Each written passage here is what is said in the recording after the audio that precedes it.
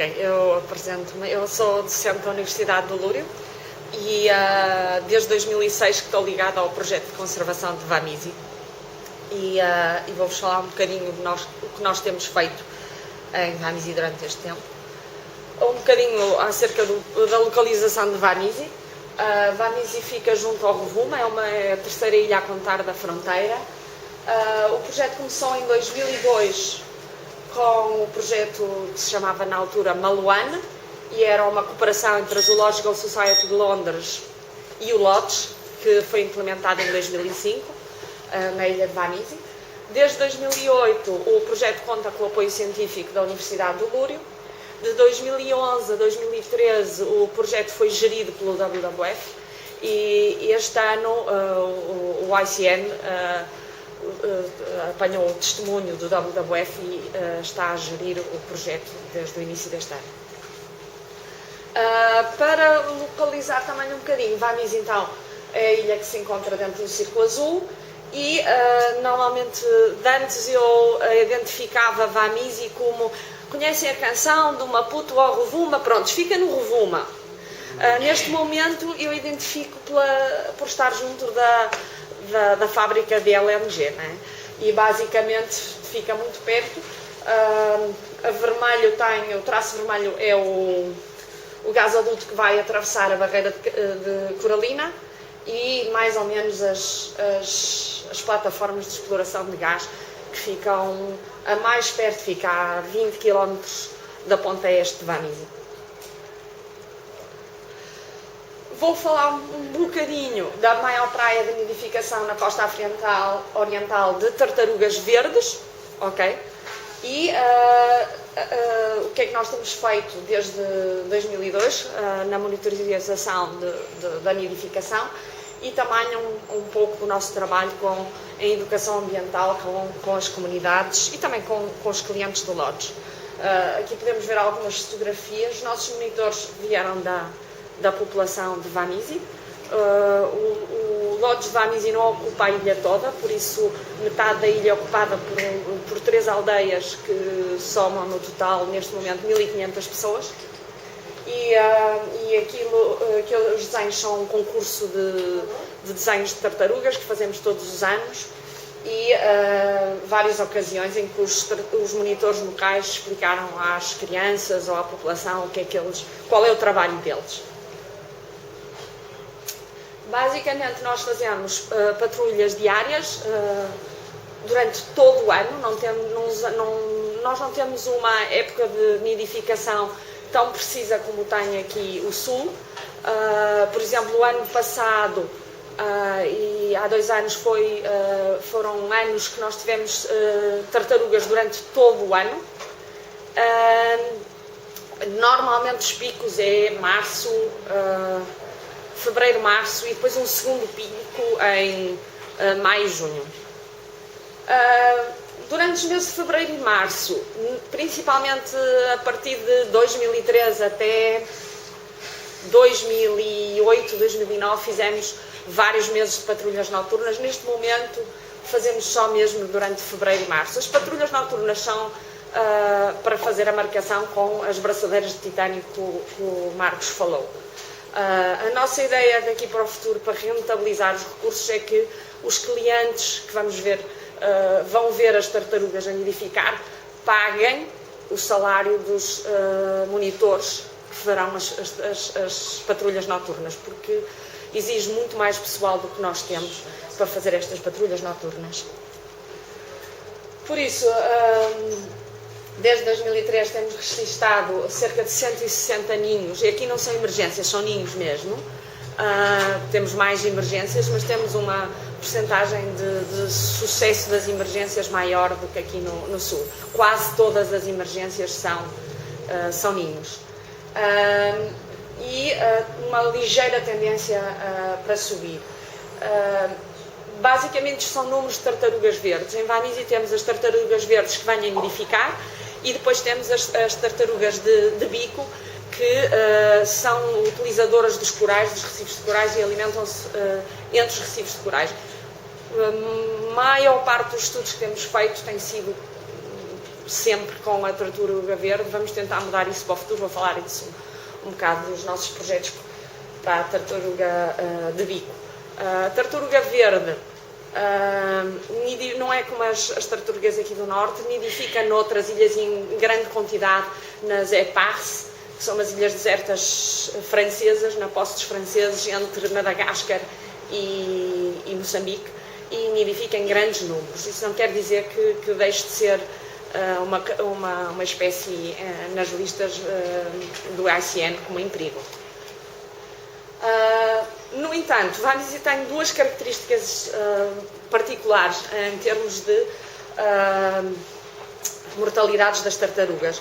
Uma é impressionante, que não tem quase nenhuma mortalidade de tartarugas depois de eclodirem na praia até chegarem ao mar. Normalmente existem predadores, podem ser animais introduzidos, podem ser gaivotas, aves, caranguejos, e quando nós falamos de Vanise, toda a gente se espanta como é que não há predadores naturais desta fase das tartarugas, desde que saem do ovo até ao mar.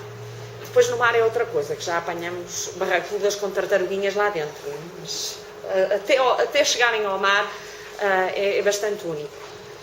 E depois temos tido um trabalho grande com as populações de pescadores, tanto em Vanise como no posto administrativo de Olumbi, que pertence a Palma, por isso nas comunidades à volta de Vanise, para diminuir a captura de tartarugas nas redes, para eles poderem nas libertar.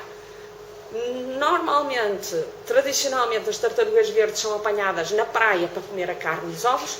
As tartarugas de bico são apanhadas nas redes e normalmente não são comidas porque são tóxicas, alimentam-se de esponjas e por isso, tradicionalmente, os locais não gostam muito de as comer por saberem que se podem sentir mal comendo a tartaruga de bico. No entanto, são muito utilizadas, assim como os golfinhos, para iscar os palangres de superfície para tubarões e outras espécies tais. No entanto, nem tudo é bem sucedido. Temos um problema que tem tido várias modificações, que é uma grande percentagem de ninhos inundados, que estão a vermelho. Basicamente, devido à erosão das praias em Vanise, as tartarugas não conseguem subir acima da maré alta para pôr os ovos e, não conseguindo pôr os ovos acima da maré alta, os ninhos ficam sujeitos a serem inundados pela água e, por isso, a não eclodirem os ovos. Isto é um espetáculo que se vê em muitas praias de Vanise. Basicamente, as casuarinas são um dos principais fatores de erosão na ilha e sempre que eu falo das casuarinas é sempre um tema polémico, porque em Moçambique ainda se continua a plantar casuarinas contra a erosão da costa e basicamente as casuarinas em número reduzido funcionam bem porque têm um sistema radicular muito grande. O problema é que os seus espinhos são muito ácidos e matam toda a vegetação natural, as rastejantes, que realmente são as que mantêm as dunas. E o que nós notamos em Vanise é que as áreas em que tinham mais casuarinas foram as áreas em que tivemos mais erosão. Por isso, a erosão é um bocadinho por toda a ilha. Isto é o panorama que encontramos em muitas zonas da ilha devido a esta erosão. É impossível uma tartaruga subir um degrau destes. E o que nós fizemos desde 2011, temos feito os perfis da praia, que é um método Emery que é muito fácil. Basicamente dá-nos uma perspectiva como se fatiássemos a duna e vemos o que é que acontece de mês para mês. E isto é uma das zonas que teve maior erosão, em que se vê a primeira linha verde em 2011 e depois a meio de 2012 já estava a duna muito mais em baixo.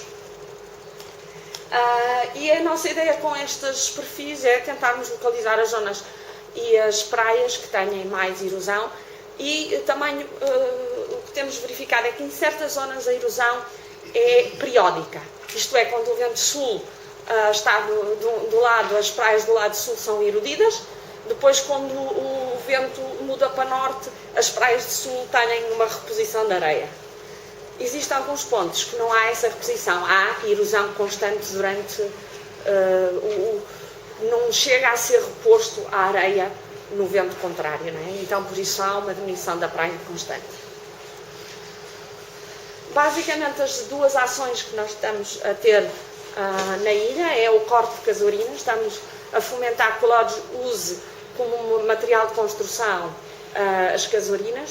Não permitimos a área da aldeia da concessão é uma área bastante florestada. A área que está na aldeia praticamente não tem floresta e nós autorizamos que as populações locais entrem na área da concessão para corte de madeira, mas só de casuarinas.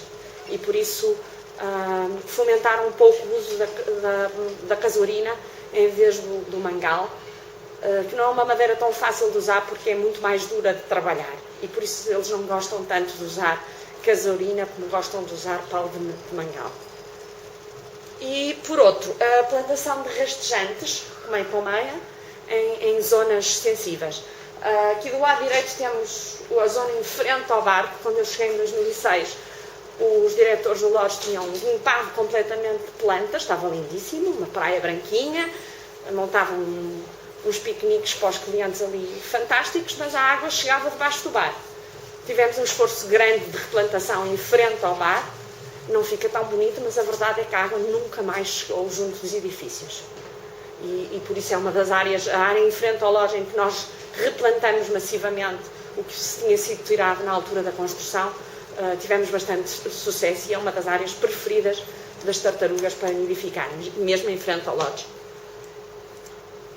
Depois, como estávamos a tentar fazer experiências de replantação para plantarmos a segunda linha, visto que estamos a tirar casuarinas, que é uma árvore, tentámos procurar as melhores espécies indígenas que pudéssemos replantar esta segunda linha depois das rastejantes.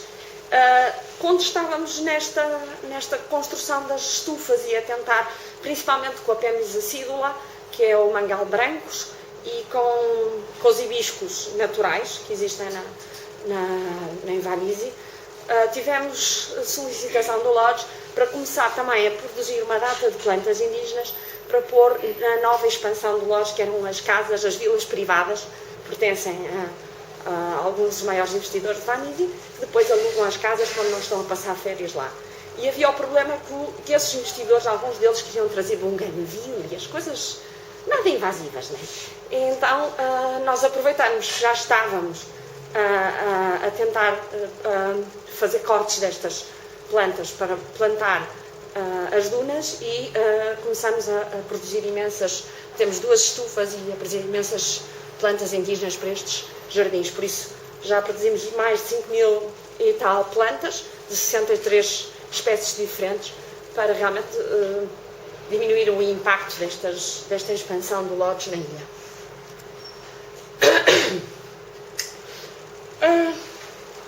A educação ambiental no início não foi muito fácil. Estas 2 fotografias são de uma aldeia de pescadores itinerantes em 2003, antes de eu começar a trabalhar em Invernizzi, e basicamente do lado esquerdo temos uma tartaruga a secar e do lado direito temos a população a comer ovos. E basicamente isto é o que se faz nas carimbas, nas zonas em que não há uma forte educação ambiental. Isto é o que acontece, isto é o que é natural. A carne de tartaruga é muito saborosa e quando não é usada para comer, é usada para pescar os palanques. Estamos a falar de populações costeiras extremamente pobres e que muitas vezes o mar está muito mal para ir pescar e tartarugas são mais fáceis de apanhar do que peixes. E por isso, então se vierem à praia ainda melhor, não é? Por isso, um dos nossos primeiras ações, e é muito polémica, e eu tive muitas críticas de outros projetos nos Quénia e noutros países, quando fui a reuniões internacionais de tartarugas, foi a recompensa. Nós começamos a recompensar os pescadores por nos trazerem tartarugas. Nós dávamos 100 meticais, calculamos que fosse o dinheiro que eles perdiam por caminhar 3 horas com uma tartaruga na cabeça e voltar, 3 não, das 2 para lá, 2 para cá, desde a aldeia até ao lodge, ou o tempo que eles perdiam a desviar o barco da aldeia para vir trazer a tartaruga ao lodge. Depois, o que nós fazíamos quando eles traziam as tartarugas é que libertávamos sempre a tartaruga em presença dos clientes. Tínhamos os monitores locais a falar de que quem estava a pagar a tartaruga não era o lodge, era o cliente, que queria ver tartarugas, queria libertar a tartaruga, e também aproveitávamos essa situação para medir e pôr tags naquelas que tinham tamanho suficiente para ser trazidas. Depois, numa segunda época, num segundo, terceiro ano, começamos a dar camisetes em vez de dinheiro, e depois lentamente conseguimos deixar de dar a recompensa, e as próprias pescadores de Vamisi e a população de Vamisi são as primeiras coisas que dizem aos pescadores itinerantes que venham é: aqui não se apanham tartarugas porque nós vivemos das tartarugas. Okay? E eu acho que das histórias que eu mais conto muitas vezes, porque me faz sentido que o projeto teve algum impacto nas populações ao lado, foi há uns 3, 4 anos, quando me disseram que tinha havido uma aldeia perto de Sangue, no continente, onde nós também vamos fazer ações de educação ambiental, junto do posto administrativo e nas aldeias vizinhas, e que à meia da noite a população se tinha acordado toda e tinha desatado toda a discutir uns com os outros, porque metade da aldeia queria matar a tartaruga que tinha subido para pôr os ovos e a outra metade dizia não, porque nós temos turistas aqui, temos desenvolvimento aqui por causa das tartarugas, não podemos matar. E pronto, a tartaruga não pôs ovos, mas pelo menos não foi morta, pelo menos naquele dia. Não é? E por isso, pelo menos temos ali um pequeno oásis para as tartarugas nas carimbas. Depois, a nível com os clientes, temos muitas atividades com os clientes. Normalmente, quando ficam no dia depois de vermos que o ninho eclodiu, nós vamos desenterrar o ninho e se tivermos lá tartaruguinhas, guardamos para libertar à noite com os clientes. Ou, por exemplo, nesta semana, se aparecerem tartarugas nos ninhos, nós vamos levar à aldeia e libertar com as crianças da escola, para elas verem as tartaruguinhas de que tanto se fala. E levamos os clientes, quando fazemos patrulhas noturnas, a presenciar a nidificação. Temos tido bastante dificuldade que eles identifiquem realmente os ninhos abaixo da maré alta para poderem ser translocados. Já temos o protocolo feito e eles já mudaram ninhos. É só fazer mais vezes e se calhar, se estamos em dúvida, mudamos o ninho, porque as taxas de sucesso dos ninhos que temos translocados são boas.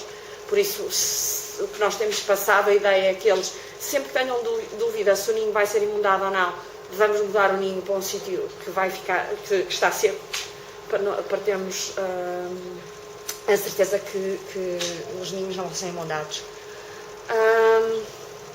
Por isso, basicamente, vamos tentar para o ano fazer as patrulhas noturnas. Nós no início do projeto angariámos 4 satélites para as tartarugas verdes, para saber onde elas iam. Basicamente iam para a mesma zona onde foi a Lourdes, a Ningas. A Lourdes foi a que morreu, foi para a Vanela. E a outra foi para o Quénia. Mas a nossa ideia agora, nós tivemos fundos o ano passado do WWF e agora temos fundos da Roof for Grant para um programa de marcação acústica de tubarões. Então a nossa ideia, estamos a estudar essa habilidade, vamos marcar outros tipos de peixes, não só os tubarões cinzentos, com estes marcadores acústicos. É aproveitar as mesmas estações de recepção acústica que vamos ter para os tubarões e para os bodiões napoleões e para garopas, usá-las para marcar as tartarugas de bico de falcão e tentar perceber quando é que elas saem para nidificar, e quando tivermos mais ou menos ideia da altura em que elas saem para nidificar, mantermos um marcador de satélite para saber de onde é que vem a grande população de residente que se alimenta na ilha de Vamisi de tartarugas de bico de falcão. e fazer um curso de translocação de ninhos com os monitores para ver se tornar mais este processo mais eficiente. Para mais informações, não só do projeto Tartarugas, porque fazemos bastante mais do que só as tartarugas, façam-se amigos do Vamisi Conservation and Research e vão estar sempre a par do que é que nós estamos a fazer em Vamisi. Obrigada.